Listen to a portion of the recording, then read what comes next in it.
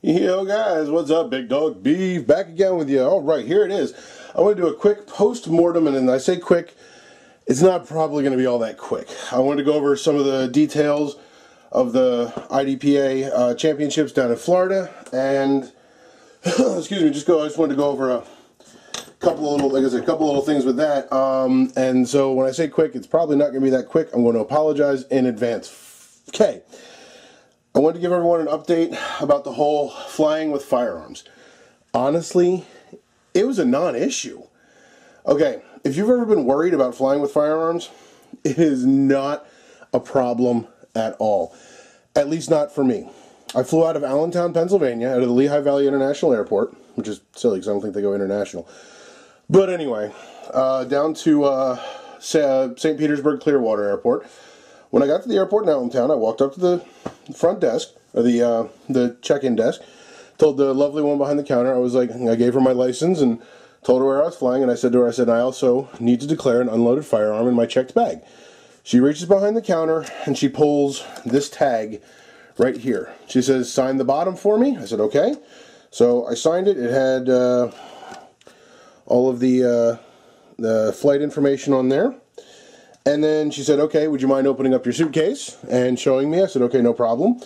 And she said, then just take this tag, stick it on top like that, and off we go. Now, real quick, I ended up using this case, this Gun Vault Nano Vault, because what I ended up doing was I actually ended up taking two suitcases. One of them had my range bag in it with everything already in it. So I put the range bag inside the suitcase and put this case into that suitcase as well, using the cable. Now all these nanovolts come with these security cables. I used this and I had it wrapped around the inside of the suitcase, around the bar where the handle recesses into.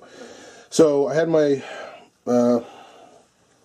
range bag, and then this was just sitting on top. So she asked me to put that on there, and then what I did was, then basically it's, okay, then she said, this will be sent back to TSA. She said, if you can, go take a seat over there, and pointed me some chairs just across the way.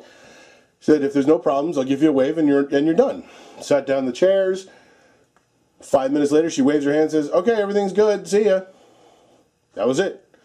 Pretty much the exact same thing coming back, except in Tampa or St. Petersburg. I just stood off to the side. Guys eventually said, oh, you're okay, go ahead. And again, same thing, just the tag sitting on top here. Okay, so I used the Nano Vault again, and what I did was, obviously I retained possession of the key. And as you can see, the cable goes around the inside of the thing here. But what I also did was, I also, aside from the gun just being unloaded, I also put a chamber flag in there, just in case. This way they know it's empty. So I'm going to take this out now because this gun needs to be cleaned. But that was it. It was so easy. I could not believe just how easy it actually was to fly with a firearm. I mean, if I have to fly anywhere else, I'm taking a firearm with me. You know, I mean, I have, you know, rights to carry in all but 10 states. So, real simple. Okay.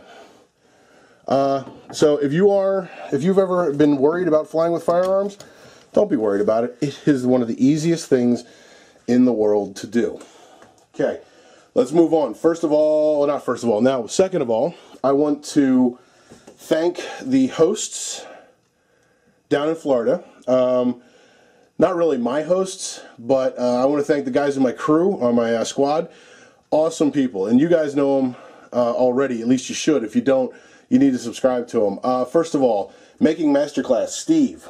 Awesome shooter, great guy. Had a good time. Robert, DSlayer152. Another awesome guy. Anthony, PR Chico, what is he, 520?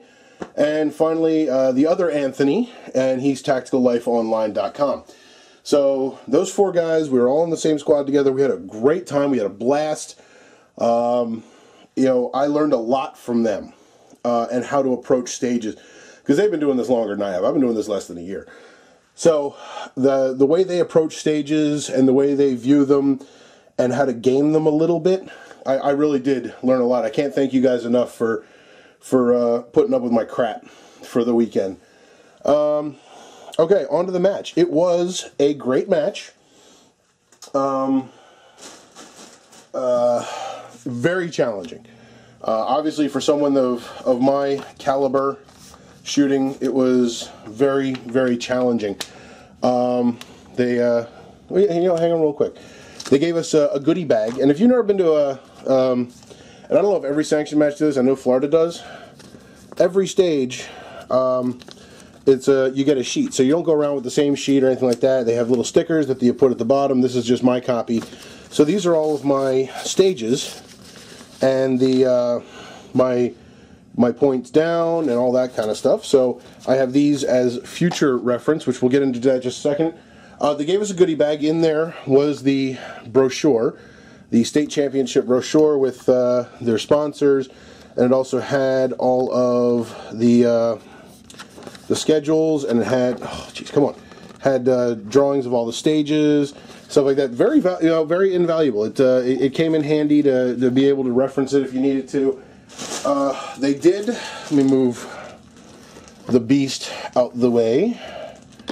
Okay, we did get goodie bags with our names on. These are a Glock bag. So for all you Glock fans, there you go. I don't have a Glock, but whatever. Got a hat. I think I had to pay for this one. Just says IDPA State Championship on the back, and then the Florida logo. It's a really nice hat. I actually had to wear this for the first day because, stupid me, I left my normal sun hat in the back at my relative's house. So, okay. Also in here, got a whole bunch of brochures for things, stickers, information for other matches, concealed carry class. Basically, you know, your typical little swag of things. Also got a I like this here. This is cute. It's a flashlight that has it's a keychain with the Wyoming Antelope Club on it. That was the host club down in Clearwater. I got, and I didn't realize this. I wish I had known this. I could have used this. One of these CompTac lens things. You know, I could have used this to clean my lenses. That day I was using a different towel, which is fine. It worked. But this is designed to clip onto your range bag and stuff like that. And of course, you can never get them back in all the way. Okay. And finally, a T-shirt where just says 2013 IDPA Florida State Championship. So that was in all the goodie bag. Again, great time. They put on a great match down there. The good news is now I know that I need to work on some training. That there's some stuff that I need to work on as a shooter, and you know, and I guess that's really one of the advantages of doing a match like this, where you're up against people you don't normally shoot against, is that one, you learn a bunch of different things. That's the first part, and two, it's you know, it challenges you to do something you wouldn't normally do. So, was I fully ready for this match? I don't think so. But did I have a good time? Yes, I did. It was actually funny. At the end of day 2, after lunch, I was just sitting there, and I ran into Masad Ayub. By the way, real nice guy. Okay, if you've ever had a chance to meet him, he's a great guy to talk to, and it was actually kind of interesting. We were talking, and I asked him how he did, and kind of, you know, facetiously, just because I'm sure he did pretty well.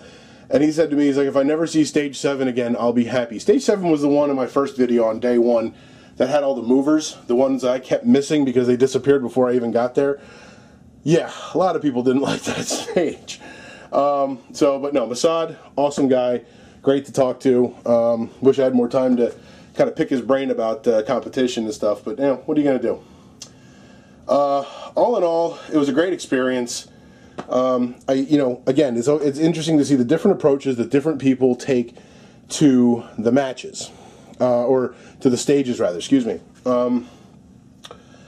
And for me, I mean, in the end, it wasn't that bad. It could have been worse.